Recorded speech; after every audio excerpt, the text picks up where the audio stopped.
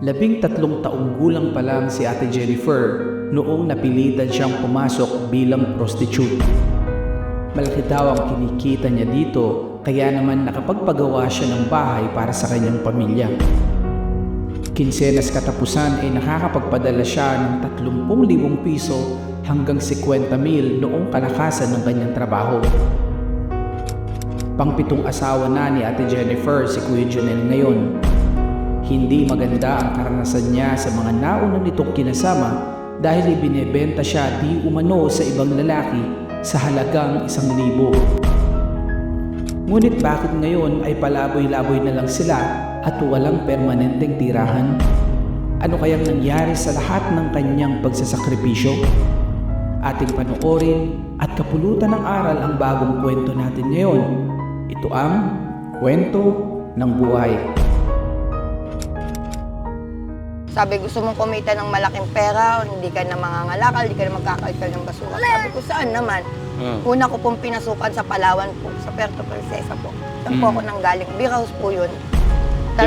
Ilan taon no kayo nun? 13 anyos po. 13? Yung first time kong pumasok ng beer house, hiyang-hiya po ako kasi kitang-kita ko po yung katawan ko sa malaking salamin na lang ako.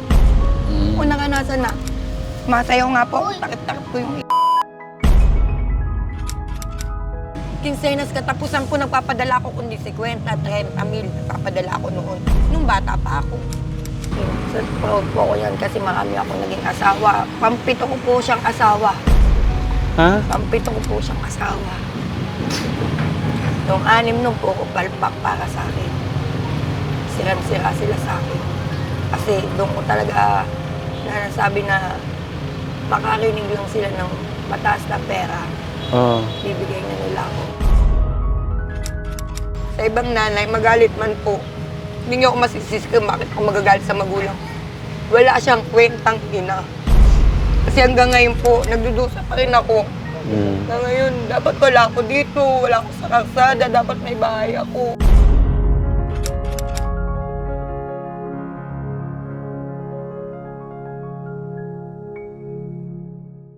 Pangalan mo? Jonel po.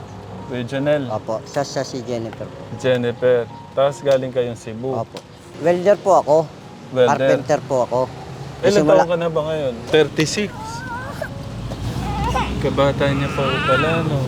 1988 po ko. 34.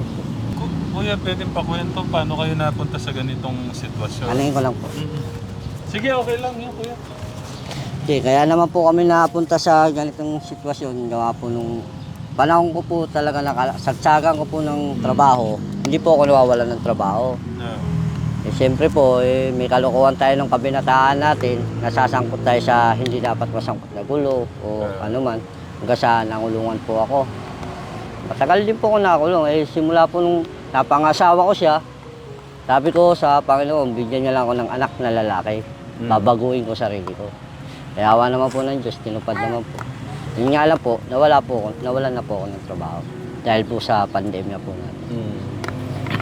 Kaya po noon, nagdesisyon tong asawa ko, sabi niya, pa, wala tayong buhay dito. Dati kami sa Maynila. Yeah. Sabi niya, wala tayong magiging buhay rito. Sabi ko, isan tayo, doon tayo sa lugar ko, sa Baliwag nga, dito. Dito rin siya, pag-alagala lang din po siya. Hanggang sa yun, nasubukan ko rin po. Hindi po ako totally mangangalakal eh. Wala nga po akong experience sa pangangalakal eh. Sa kanya ko lang po natutunan lahat. Kumain ng galing sa basura. Hindi yung magbenta po. Lahat po. Kaya sabi ko, okay naman pala ako. Wala tayong tinatapakan tao. Tuloy lang natin to. Pero kung may pagkakataon po, minsan may nagpapatrabaho po sa akin. Tinatrabaho ko naman po.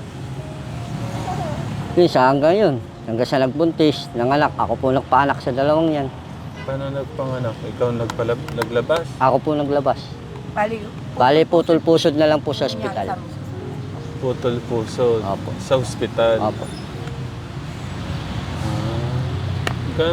Hindi ka ba nahirapan? Ikaw nagpanganak sa mga anak mo? Hindi naman po siyempre po, gawa lang sa panahon natin gipitan. Sugal na lang din po yung nangyari sa akin, lakasan na lang din ang loob. Pero hindi pa rin po nawala yung panalangin ko na sana ligtas sila. Kaya awa naman po ng Diyos. Masisigla naman po. Ito po, kala ko po patay na to. Wala na pong hininga to eh. Maputla na po. Sinipsip ko lang yung ilong, binomba ko ng binomba. Siyempre po, nakakapanood tayo sa Facebook, sa YouTube, kung paano.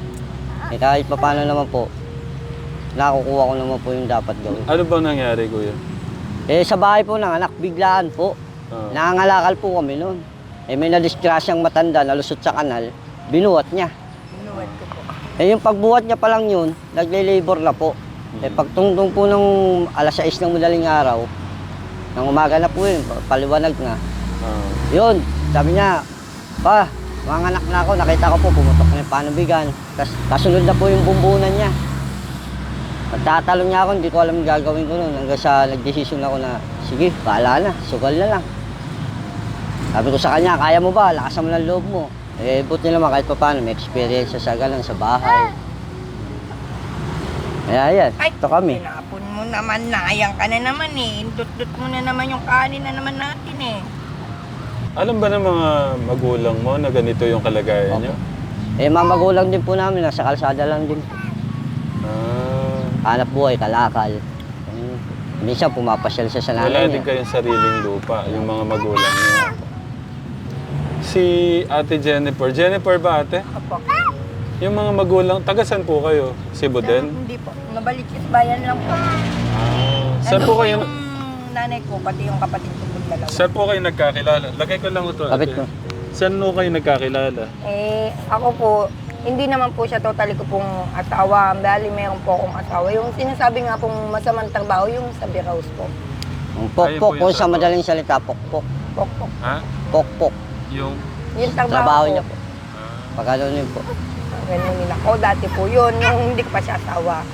Eh, ang nangyari po kasi, tanong niya kasi sa akin kung gusto kong magbago, kung gusto kong ano ng buhay. Sabi ko, wala lang kako kung magtsempuan na lalaki kasi halos kako ng lalaki na kukuha ko.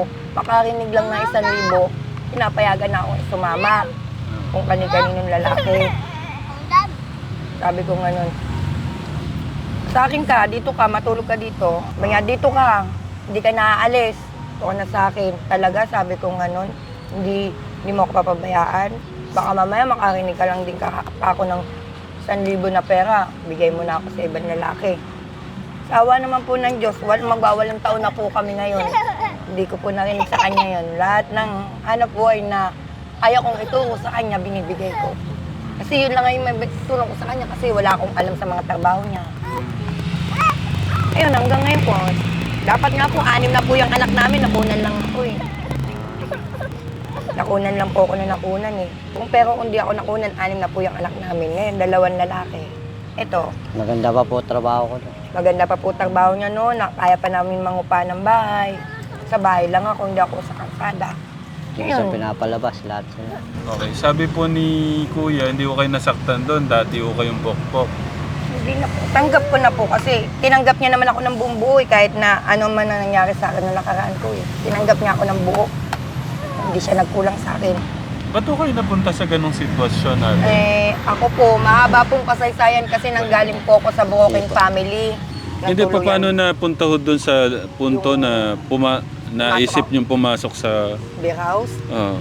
Eh, sobrang talagang gipit na rin po talaga na wala kami mapagkuhanan. Yung kalakal dati namin, inuhuli pa minsan. Tapos Hindi, yung mga karton, estudyante pa lang kayo Hindi o po ako wala pang nag-aaral. wala po akong pinag-aralan eh. Okay. Marunong naman po So ako lumaki na kayong nangangalakal na Nangangalakal talaga? po talaga. Tapos yung sabi, gusto mong kumita ng malaking pera, hindi ka na mangangalakal, hindi ka na magkakaital ng basura. Sabi ko, saan naman? Oh. Una ko pong pinasukan sa Palawan po, sa Puerto Princesa po.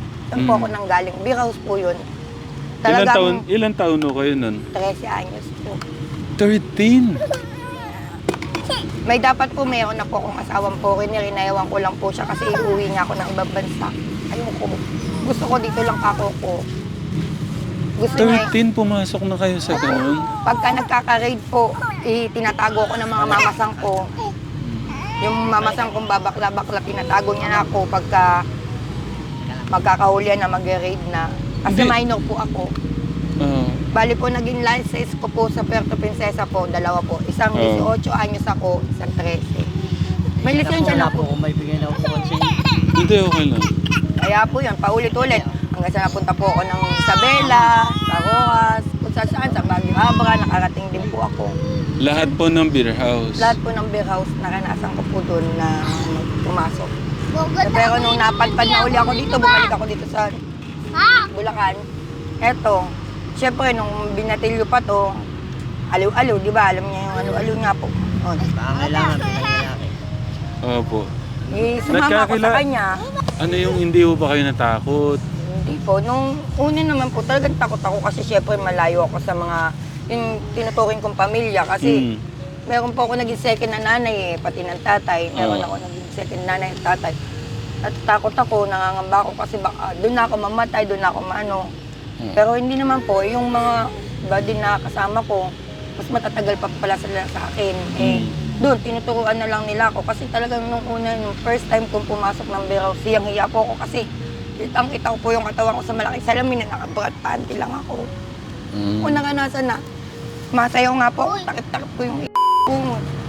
Kahit na po sabi kong ano, kaya ko to kasi para naman din sa pamilya ko eh. Totoo lang, nakabili po ako ng bayat lupa.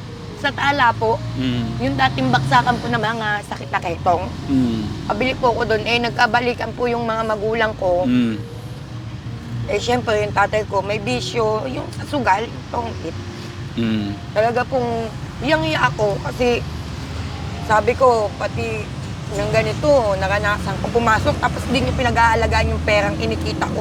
Kinsenas katapusan po, nagpapadala ako kundi 50, 30 mil, nagpapadala ako noon. Nung bata pa ako. Kaya ngayon, sabi ko, gusto ko nang bumuo ng pamilya. Wala na ako bibigay sa inyo. 50,000, 30,000 napapauwi nyo? Ay, napapadala nyo? Opo. Kanino nyo pinapadala yung ganung pera? Sa mama ko po. Yung mama ko naman po, tinatago niya. Lahat naman po ginawa ng paraan ng mama ko. Talagang sugaro lang po talaga yung papa ko. Gaano katagal yung ganung kalaking perang pinapadala po niya? Umabot din po ng mahigit 2 taon din po. Kasi ang tagal ko po, 5 taon ako halos tumagal sa Puerto Princesa. 2 taon, halos 50,000, 30,000 kada buwan. Ang laking pera po nun Malaking pera po kasi hindi naman po pinalaga ng mga magulang ko ngayon. Nasaan sila? Nasa kalsada. Sakali may bahay sila, anong ginawa nila? Kaya sabi ko, ma, hindi ako may kasalanan kung bakit pati ako nadadamay din sa broken family. Sabi ko gano'n, lahat naman po, nung dalagita ako, binigay ko sa inyo. Lahat ng suporta binigay ko sa inyo. Ngayon, galit kayo pag-aasawa ko. Pagaya sa kanya, sa totoo lang po, hindi sila magkasundo ng magulang ko kasi nga, sabi niya, bubuhayin ko lang daw yung asawa ko, magiging palamunin lang daw yung asawa ko. Kasi nga, patrabaho ko sa beer house, malakas ako kumita. Sabi ko, ma, sa kanya ko nga lang ako na-experience ka ako, mama, na kahit narinig niya na yung perang 1,000, hindi niya ako binitawan, hindi niya ako binigay. Ang isa lang ang tinatak niya sa utak niya, sige, dadagdagan ko pa ng 1,000 yan, tarakang kita sa liig. Ba't ibibigay ko sa'yo asawa ko? Yun ang sagot. Sagot niya doon sa lalaking dati ko naging customer. Doon ako naging proud sa kanya lalo. Hindi, Kasi hanggang ngayon, kami nagsasama. Pero hindi na ako babae o na pagamitin. Siya Hindi. na lang ang gumagamit sa akin. Nalulungkot ako doon sa sinasabi niyong 1,000. Ibig sabihin, yung pong ibang mga kinasama nyo, Yung iba ko po kinasama kasi binibenta po ako. yun. Bago po siya napangasawa ko, yung asawa ko po na may anak din akong isa. Pag nakarinig po na 1,000 yun, hinahayaan na ako tumama sa lalaki. Ito, dapat anong na anak namin, pero hindi niya ako hinahayaan sumama sa lalaki. Bayaran ako. Kaya ito po, Pasensya na po kayo sa nangyari sa ano nyo. wala po yun. Ganyan naman po talaga, kasama po yun sa buhay. Kung gusto niyo magbago, gusto niyo may marating din kayo, ano, mag-itis kayo, ito. Kaya nga sabi ko sa asawa ko, mahal, hindi kita matutulungan mag-apply kasi wala naman ako rin pinag-aralan, wala din akong alam yan. Pero dahil sa iyo lahat, tutulong ko. Kaya pangangalakal po may tutulong ko sa kanya, pero magtitiis nga lang siya kasi mayroong mabaho, mayroon yung mga mahahawakan siya na iba. Gamit namin dahil sa bata. Kaya ito buhay po namin, pero kung bibigyan man po siya ng pagkakataon uli magtrabaho, baka po nasa loob na naman ako ng bahay po ulit. Hindi ako lalabas. Kasi ganun po kami nung una. Una namin pagsasama, hindi ako lumalabas ng bahay. Kompleto naman po ako sa loob ng bahay na makakainin namin. Tapos yung gadget. Hindi ako lumalabas ng bahay. Lalabas lang ako pag bibili ako ng may gusto rin ako kainin. Sobrang ganda niyo siguro nung kabataan niyo. Kita ko maliit yung mukha niyo. Matangos naman po ilong niyo. No, kuya. Ito po. Nakita ko na po. Oh. Nasaan po yung picture mo, ate? May picture ko kayo? Wala ko kayong cellphone. Ako nga po lahat ng gamit. Lahat po ng gamit namin, pati yung mga luma namin mga picture. Lahat po. Kaya po yan na lang natitira namin gamit. Yung isa bali na Kami po. nakikisalamuha sa ito. Oo. Kaya gusto namin pagka kami na ng dalawa magkasama. Kasi pagka marami, takaw-nakaw, takaw-sitahin. Mga ilang taon ho kayong ganun, yung binibenta kayo ng asawa niyo? Noon din 3 taon, 4. 3 taon, kinaya mo? Opo, kasi wala naman akong ibang pupuntahan, kundi siya lang noon. Kasi takot pa ako makisama sa ibang lalaki kasi baka mapulot ko. Mas grabe pa sa kanya, baka sa clubhouse na kulong ako dalhin, hindi na ako palabasin. Oo. Unang pagbenta sa'yo, anong naramdaman mo? Sakit po kasi nangyari, ginagamit niya rin ako tapos binibenta niya ako sa iba. Parang sa loob-loob ko, mahal niya lang ako pag may pera. Wala naman kasi ako notice na layasan siya kasi wala naman ako iba pupuntahan. Siya may bahay, ako wala. Oo. Nito ngayon, talagang nag-taste na po talaga ako kasi sa kanya ko naramdaman talaga lahat. Hindi niya ako talagang binenta. Hindi niya ako pinagpalit. Talagang ganun. Buti na hiwalay ka doon. Opo, kasi sobra na po eh. Nasaktan na ako, bali naputukan ako ng uso sa kanya. Bali nagkasakitan po kasi kami dalawa doon. Oo. Paano nangyari? Bakit kayo nagkahiwalay, ate? Nakulong din po siya Dahil sa drugs? sa drugs po. Oo. Oo, Pero, na-drugs din po kayo. dati po nag-drugs ako. Gano'n ho Ngayon, katagal? Meron din siguradong mga 7 taon din. Maybe. Oo. Ngayon Pasensya. wala na po kami ngayon. Oo. Talagang pas na kami doon kasi hinihintinin na lang po namin Hindi, yung mga anak ang namin. totoo lang na ano po ako, yung nalulungkot ako kay mama nyo, kay papa nyo. Parang nandun ho yung galit, yung lungkot, yung... Opo, yung lungkot, yung galit, lahat po nandoon. Pero wala naman po kasi akong magagawa kasi sila pa rin ang nanay at tatay ko eh. Hindi na yan ho kayo masira ang buhay nyo. Alam mo dyan din kapatid. Alam mo na. Kasi sa totoo lang po, ang nanay ko din po, ang trabaho ko kasi talagang opera din po. Ha? Alam niyo po ba doon sa Calamba, Laguna, yung mga beer house din po doon? Doon po nagtrabaho din ang mama ko. Wala. So, E paano itong mga bata na to? ito po, may pangarap naman po ako sa kanila kasi hindi naman po ako nawawala ng pag-asa eh. Kasi hanggang ngayon, lumalaban pa rin ng mga aking kasawa. Hanggang ngayon, sabi ko, mahal, pagka, magtiis na lang tayo sa mama mo, punta tayo sa mama mo. Kasi, sabi doon kasi ng mga barangay, pagka pinag-aral ko to, libre na. Oo. Birth certificate lang po pati yung sa mga galing sa center na papel. Mapag-aaral ko na daw yung bata.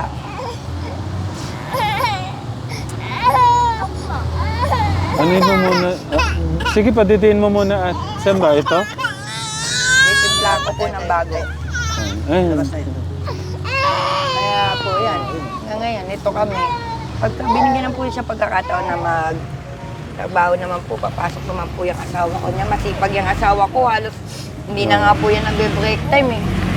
Pagka nagtrabaho yan, para lang matapos niya yung trabaho niya. oo. Dito ka! Mama! Ilan po kayo magkakapatid? Bali po, 11 po. Ha? 11 po. 11.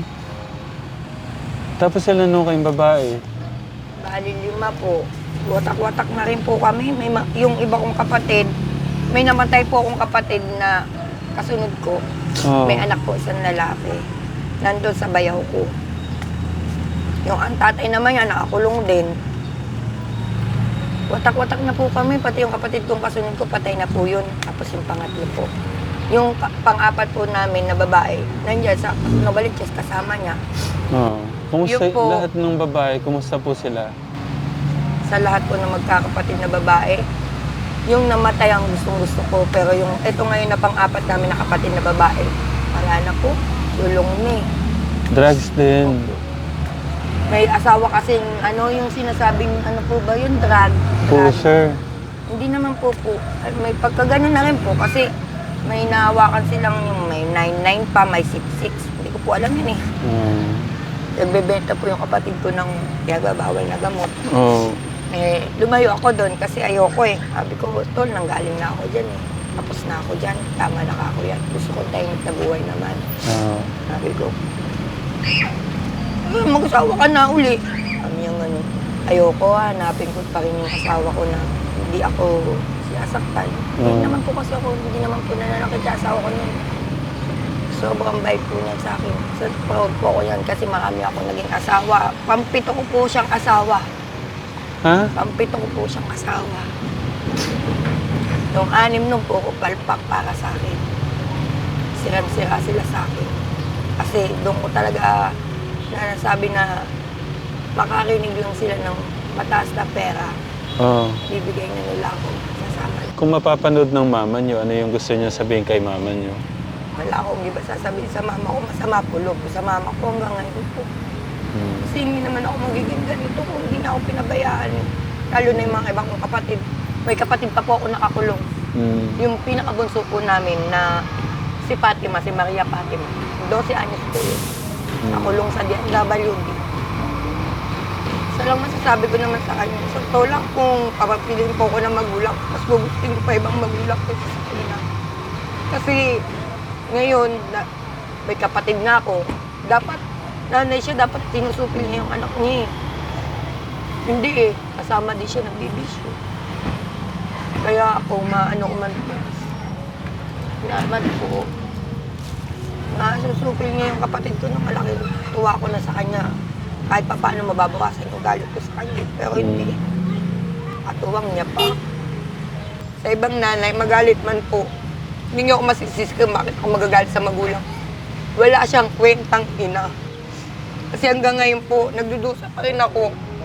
Na ngayon, dapat wala ako dito, wala ako sa kalsada, dapat may bahay ako. Dati ako nagtrabaho sa beer house, di nila pinalagan yung pera ko na pinapadala sa kanila. Sobra. Lahat ng hirap, tinlist ko para lang, maibigay ko lang yung gusto nila. At yung gusto ko, may bahay kami na sarili. Anong ginawa nila? Binenta lang nila, pinaniwala nila yung pagod Parang ko. binigay mo lahat eh, no? Kaya nga galit sila na nakakapag-asawa ko na walang maibigay sa akin na pera na malaki. Galit sila, gusto nila yung tapak ng kaliwang pa ako, pera sa kanila. Tapak ng kanang ko pa, pera para sa kanila. Kaya, kung magagalit man kayo sa akin, sa maririnig niyo sa akin, wala talagang kwentang nanay ko. Kay papa mo, anong... Papa ko naman, laki lang naman kasi ang galit ko sa kanya kasi dapat may bahay na kami, pero anong ginawa niya? Pinangsugal niya lang, pinangano-ano niya sa mga ibang babae niya. Pero kung nakinig lang sila sa akin noon, sabi ko, wag na nila ibenta yung bahay namin. Sana nga may bahay kami, kahit nasabi namin nagtatalo-talo kami, may bahay kami. Eh ngayon, pare-pares kami sa kalsada natutulog. Pare-pares kami ngayon sa kalsada kami na nanghihingi kami ng mga pagkain namin. Sana, kung di nila binenta yung bahay namin na pinundan ko,